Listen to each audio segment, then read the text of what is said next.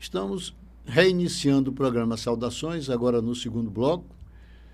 E aqueles que tiveram a oportunidade de assistir o primeiro bloco, nós estamos conversando aqui com o doutor Danilo José de Castro Ferreira, atualmente o Procurador-Geral da Justiça no Estado do Maranhão, foi advogado, formado na UFMA em 1990.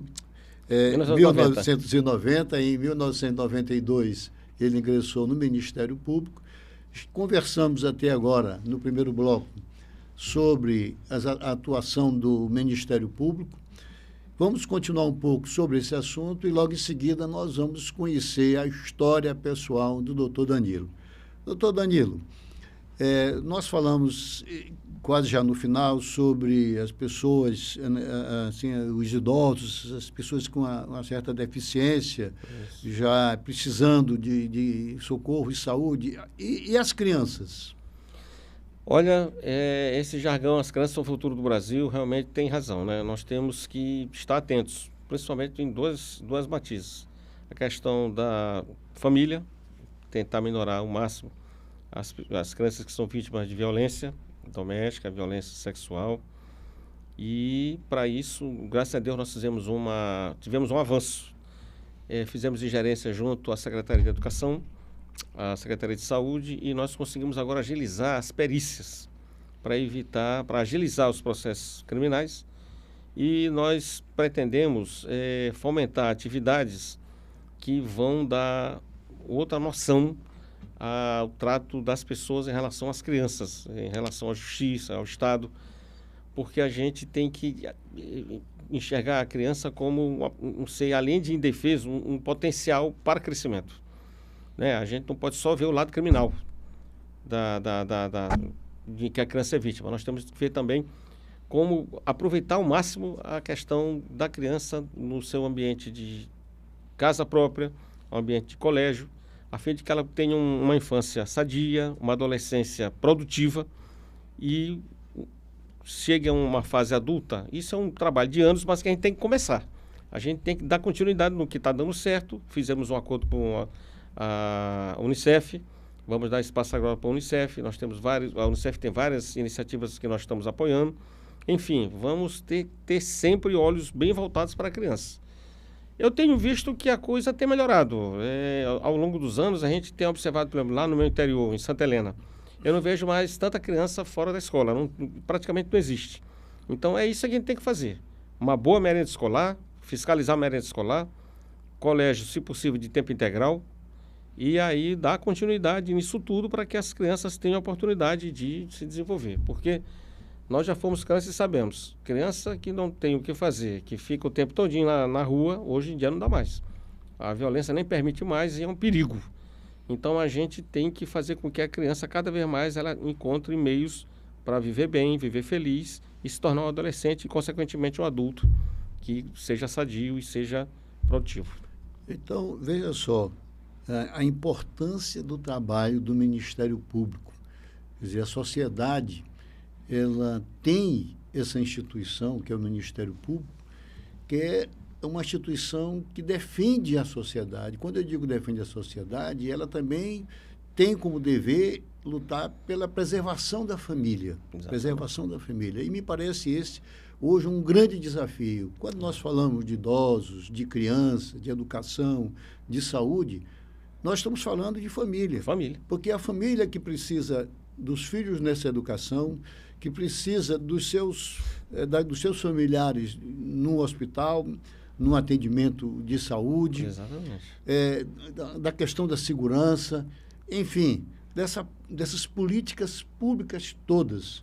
E quem tem essa missão de fiscalizar, além de cada um de nós como cidadão, é o Ministério Público. Então, doutor Danilo, é uma atividade, eu com muito orgulho, uma satisfação muito grande, sabe, ter na minha história uma experiência maravilhosa no Ministério Público, e reconheço como uma das instituições fundamentais, inclusive na defesa da democracia, para a defesa da democracia.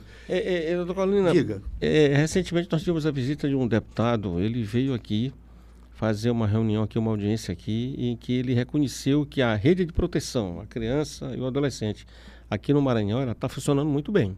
Não só o Ministério Público, mas todas as instituições que circundam em torno dessa rede, que funcionam nessa rede, ela está servindo de exemplo para a formação de subsídios para a elaboração de uma lei que vai modificar um pouco o Estatuto da Criança e do Adolescente. Então, graças a Deus, o Ministério Público aqui no Maranhão, a rede de proteção à criança e ao adolescente estão funcionando bem e a tendência é melhorar, se Deus quiser. Parabéns, é uma notícia muito boa e confirma aquilo que nós estávamos falando há pouco. Doutor Danilo, eu gostaria de compartilhar com os nossos telespectadores, os nossos internautas, a sua história. É a história de uma Como pessoa... Danilo entrou na área jurídica. Onde nasceu Danilo, como foi sua infância, sua escola. É uma história muito simples, eu sempre fui muito simples. A gente nasceu aqui em São Luís, mas somos de uma mistura de cururupuense, que era meu pai, com helenense, que era minha mãe. Então a gente veio para cá, mas ficava mesclando, né? Vai para lá, para o interior, volta para cá. E aí a gente, em 1984, a gente fez vestibular. Nesse tempo só tínhamos 2 faculdades de Direito aqui. Aliás, uma, que era de Direito da UFMA, né? E depois que veio a Faculdade de Direito da UEMA. Então a gente, em 84, ingressou na UFMA, nós nos formamos, aí fiz concurso para a Receita Federal, fizemos... Então você trabalhou na Receita Federal? Trabalhei de 86 a 90. Quando eu saí, fui ser advogado, trabalhei 2 anos como advogado, uma profissão da qual eu me orgulho muito de ter exercido. É muito bonita a advocacia, entendeu? Eu costumo dizer que a advocacia das 3 profissões, advogado, promotor, juiz, de todas as outras, médico, defensor, delegado, é a mais difícil que tem, porque você tem que criar o direito. Quando você tem um problema e vai para um advogado, o advogado cria o direito, né? Muitas das vezes eu costumo dizer, gente, a criatividade dos advogados é tão latente, uma coisa tão magnífica que, por exemplo, aquele tempo que tínhamos o cheque pré-datado. É crime, né? Tecnicamente é crime, mas o advogado teve a inteligência de dizer, não, isso aqui é uma letra comercial. Ou seja, isso aqui é uma garantia de pagamento. Então é um cheque que é um instrumento que movimentou muito a economia. E aí o cidadão foi absolvido, depois eu fiquei, mas que criatividade boa desse advogado, que defesa bonita que ele fez. Então eu costumo dizer que o advogado, ele é a fonte do direito, digamos assim, da vida prática jurídica, né? Porque ele cria, ele defende, os meus ex-clientes até hoje me ligam, confiam muito em mim. Eu costumo brincar, dizendo assim, quem tem moral não é juiz nem promotor, nem defensor, quem tem moral é advogado. Porque ele é quem abraça a causa. Qual a área que Vossa Excelência atuava mais como advogado? Olha, área criminal, entendeu? Área criminal e área de família. Área criminal e área de família. Eu me recordo muito bem que eu tive uma causa interessante, consegui fazer um divórcio, que divórcio hoje é fácil, basta você ir no cartório que se divorcia. Mas antes era difícil, era uma coisa que implicava muita queixa, muita confusão. Nós conseguimos fazer um bom divórcio e depois o meu cliente, ele queria tomar a guarda, né, da criança. Eu digo, não, aí tu vai ter que procurar outro advogado, porque não se separa filho de mãe, a não ser que seja uma desnaturada, uma doida. Então aquilo ali ficou na minha mente, né, da importância da advocacia. O advogado é o primeiro juiz da causa. E se eu tivesse dado vazão, entrado com ação de destituição de guarda, seria um trauma para a mãe, para a criança mesmo, e não seria. Eu digo, olha, eu não posso pedir isso para o juiz. Não há razão para isso, eu vou ficar desacreditado e, se por acaso a gente for bem sucedido, é uma coisa que eu não quero carregar na minha vida. Mas aí entra a questão do princípio. Às vezes exatamente. A pessoa pensa até que isso não está no código, mas ao contrário, está no código, está na lei, está no código que o advogado deve fazer isso. Deve fazer. Lamentavelmente, eu até discordando um pouco de toda essa belíssima avaliação que Vossa Excelência está fazendo, eu vejo hoje com muita tristeza. E até eu digo que isso dá um pouco da responsabilidade, ou talvez mais ainda, seja da universidade, das faculdades, onde a filosofia, a ética está sendo esquecida. Está sendo esquecida. Então, o que se vê aí, lamentavelmente, são condutas tristes, que não são a criatividade que Vossa Excelência está mencionando, mas são condutas lamentáveis de profissionais que até envergonham a classe. Mas saiamos da advocacia de Vossa Excelência e entremos quando ingressou no Ministério Público. Sim, aí eu passei no concurso, fui para Passagem Franca. Passagem Franca é uma cidade belíssima, mas nesse tempo não tinha estrada para lá. Era um caminho, digamos assim, né? Então você tinha que ir para Teresina, Teresina pegava um carro e voltava para o Maranhão, para Passagem Franca. E aí eu fiquei lá durante 3 meses, 4, não sei ele precisar. Depois eu fui para São João Batista, fiquei lá 2 anos, uma cidade onde fiz muita amizade, gosto muito do povo de São João Batista. Depois de São João Batista eu fui para Viana, Lago da Pedra, Codó, e depois de Codó cheguei a São Luís, onde atuei como promotor de tóxico, atuei como promotor criminal, promotor de execução penal, promotor militar, promotor de família, promotor de improbidade, de fazenda pública. Aí fui chamado para ser promotor corregedor. Depois de 2 anos, 3, eu virei procurador de justiça, depois subprocurador-geral para assuntos jurídicos. E aí, então, fui votado com a força aí do meu amigo doutor Nicolau, e o governador nos escolheu e a gente está nesse novo desafio. E durante essa trajetória sua, quais os casos emblemáticos? Você fez júri? Fiz bastante júri aqui na cidade. Aqui, no interior, aqui a gente fez muito júri. Embora, é claro que quando o promotor começa, como juiz também, ele tem que atuar em todas as áreas, praticamente, né? Porque ele é o único promotor. O clínico geral, juiz, né? O clínico geral. E eu pergunto, nessa sua trajetória, quais os casos emblemáticos que você foi encontrando que poderia compartilhar conosco aqui? Olha, 2 casos interessantes. O primeiro foi, quando eu cheguei aqui em São Luís, eu fui responder pela promotoria militar. E aí nós fomos fazer aquele caso, do famoso caso dos contra-cheques, dos policiais militares que estavam colocando dinheiro a mais dos seus contra-cheques.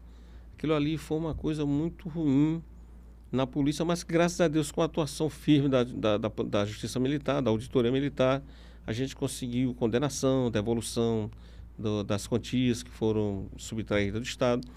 Outro caso também, isso foi mais de 3, 4 meses de julgamento, eram 100 e poucos policiais militares entre ativos e inativos. Outro caso também foi quando eu trabalhei na execução penal. Eu me lembro que eu cheguei lá na penitenciária de Pedrinhas e eu olhei uma população muito carregada, a superpopulação carcerária, né? Então nós fizemos um inquérito civil, levamos a vigilância sanitária que atestou, confirmou a insalubridade, a inviabilidade daquele tanto de pessoas ali.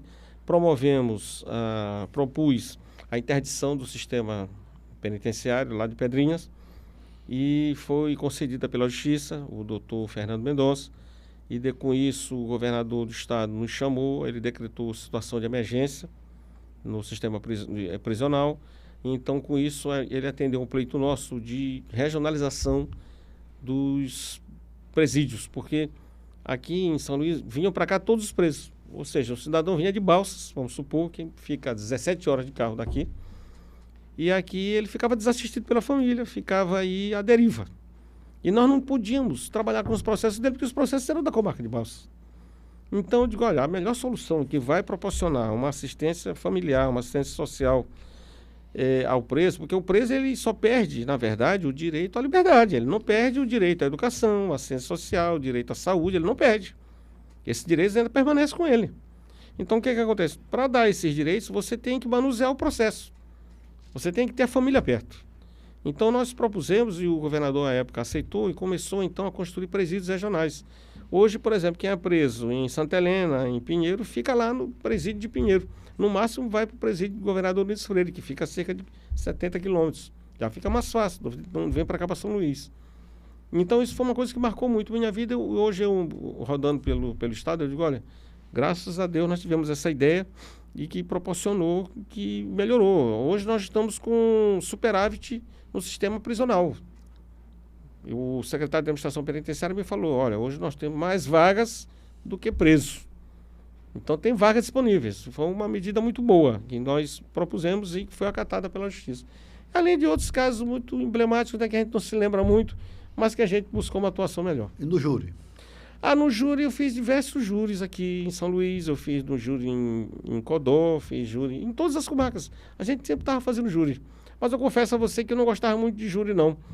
Porque eu não passava pela minha cabeça a questão da injustiça, né? Porque eu me lembro que eu fiz um júri em Codó.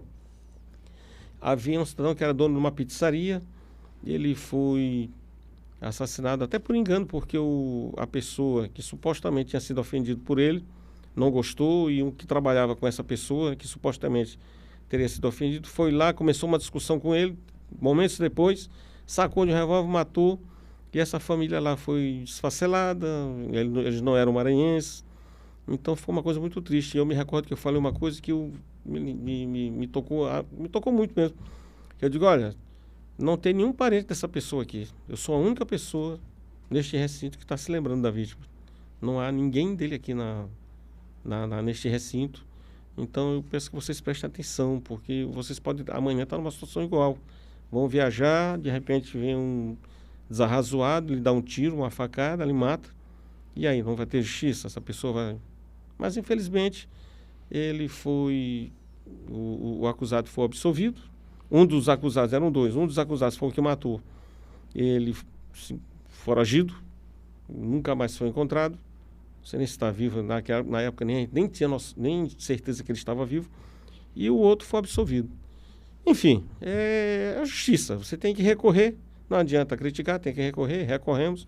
Não obtivemos êxito, mas ficou aquela coisa, aquela lembrança da injustiça praticada contra aquela pessoa que morreu. É por isso que eu não gostava muito de júri. Mas aí eu lhe pergunto, isso só acontece no júri? Não, acontece em todas as áreas do processo. Infelizmente, a gente tem que saber lidar com isso. Pois é, mas aí no júri, então qual seria uma avaliação sobre o júri popular, que é formado por 7 pessoas indicadas, sorteadas ali pela Essa justiça? pergunta eu vou gostar muito de responder, porque eu sempre digo o seguinte, eu acho que a gente tem que, digamos, juricizar bastante a justiça, fazer com que a população dê o seu veredito.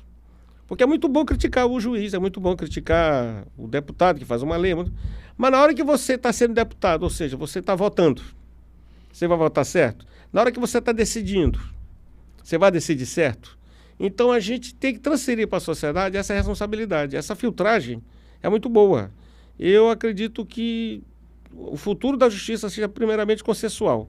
E depois, eu acredito que a questão do júri tem que ser estendida não só para a esfera penal, mas também para outras decisões que são de suma importância para a coletividade, para a sociedade. Há muita crítica contra o júri, porque seriam pessoas que não têm a formação jurídica para fazer uma avaliação do caso. Embora o Ministério Público faça a sua acusação, né? Porque explique naturalmente, tudo. que pode inclusive pedir absolvição, é bom que as pessoas saibam, Isso, que não exatamente. se surpreendam, Exatamente. que dependendo do caso, o promotor de justiça pode pegar o processo até que já tenha Eu mesmo denunciado. pedi cerca Sim. de 3, 4 absolvições. Pois é, mas quando vai para o júri ali, ele vai ter que fazer uma acusação, porque ele se dispôs a fazer uma acusação. E o advogado faz a defesa. Os jurados, eles têm condições de fazer essa avaliação a partir dessa apresentação dos dois lados?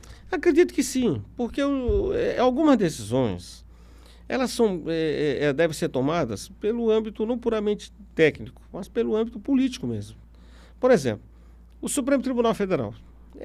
Na minha opinião, o Supremo Tribunal Federal, as pessoas ficam dizendo, tinha que ter concurso para juiz do Supremo. Não, ao contrário. Eu acredito que deva ter o maior número de representatividade lá no Supremo Tribunal Federal. Por que só 11 advogados? Porque nós deveríamos ter lá representantes da classe empresarial, da classe comerciária, da classe comercial, tinha que ter representante do legislativo, do executivo, porque vai se interpretar a carta política da sociedade. Algumas decisões são decisões eminentemente políticas e de momento. Liberdade provisória, antes ou depois do trânsito de julgado, é uma decisão política, porque tem aspectos favoráveis para o seu deferimento ou para o seu deferimento, dependendo do momento que a sociedade viva. Por isso é que eu, na minha opinião, deveria ter cerca de 35 juízes da Corte Suprema com mandatos para que eles pudessem julgar de acordo com o sentimento de justiça daquele momento. Bom, mas aí ela não seria uma corte constitucional, porque se for para preservar a Constituição, ela teria que respeitar a norma constitucional. Não poderia sair daí, até porque, no caso, por exemplo, nós estamos falando da liberdade, da prisão em segundo grau, etc., são cláusulas pétreas. Sim, mas essa pétrea já rachou há muito tempo aí. é verdade. Mas veja bem, mas em determinados momentos a gente tem que reajustar essas coisas. O problema nosso aqui, doutor Carlos, é que nós colocamos como cláusulas pétreas situações que não são propriamente pétreas. Por exemplo, essa questão do deferimento de liberdade provisória ou não. Isso não era para ser um assunto a ser eminentemente constitucional. Você poderia muito bem dirimir isso aí a nível de STJ. A STJ ficaria com essa parte técnica. Mas vamos supor que alguém... Não, vamos até o Supremo. Será que a sociedade não quer a prisão de pessoas, por exemplo, que se embriagam e saem dirigindo o carro e matam pessoas, outras pessoas? Será que a sociedade não está a exigir isso e a justiça não está negando? São situações que a gente tem que parar para pensar. Olha, tem muitas coisas que a gente pensa que a sociedade não sabe o que fazer, mas sabe. A sociedade quer isso. E nós temos que atingir o máximo possível de satisfação do interesse coletivo. E não são 11 pessoas, na minha opinião. Não serão somente 11 pessoas que seriam capazes de abraçar e dar uma solução definitiva. Porque o que nós estamos assistindo atualmente? Nós estamos assistindo uma variedade de decisões contraditórias entre um e outro. Esse é que é o problema atualmente da justiça. O Supremo está em xeque aí, porque uma hora diz uma coisa, outra hora diz outra. Contra a situação do presidente Lula.